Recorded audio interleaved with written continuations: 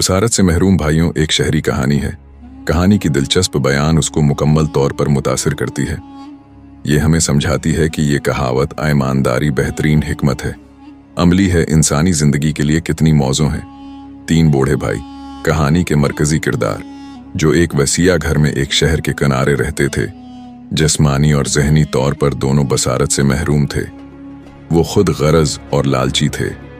अपने बड़े भाई की बसारत से महरूमी का हवाला देते हुए एक दिन सबसे छोटे भाई ने तजवीज़ पेश की कि वो अपने खानदान की मालियात का इंतज़ाम करेगा। लोगों ने बड़े भाई की कमज़ोरी का फ़ायदा उठाया, क्योंकि वो नहीं देख सकता था कि वो कितनी रकम वसूल कर रहा है या दे रहा है। वो अपनी ही कमज़ोरी के बारे में अंधा था। इन सब में बसारत के मसाइल और अक़दार की कमी का यकसा ऐब था। फिर भी हर एक दूसरे पर सबकत हासिल करने की कोशिश करता था। उन्होंने तय किया कि वे एक करीब के खानकाह के दरवाजे के ऊपर लिखी गई तहरीर को पढ़ने के जरिए अपनी नज़र का इम्तिहान लेंगे। हालांकि हर एक जानता था कि वो उसे नहीं पढ़ सकते।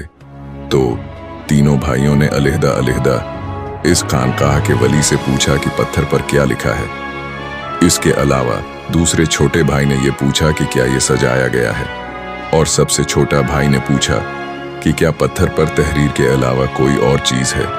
हर भाई ने इनफरादी तौर पर तहरीर पढ़ने की बजाय एक दूसरे को चालाक साबित करने की कोशिश की। फिर वो ये जाहिर करते रहे कि वो अपनी आंखों से तहरीर पढ़ रहे हैं। इसी वक्त वली ने यह जाहिर किया कि ये पत्थर अभी नस्ब नहीं किया गया।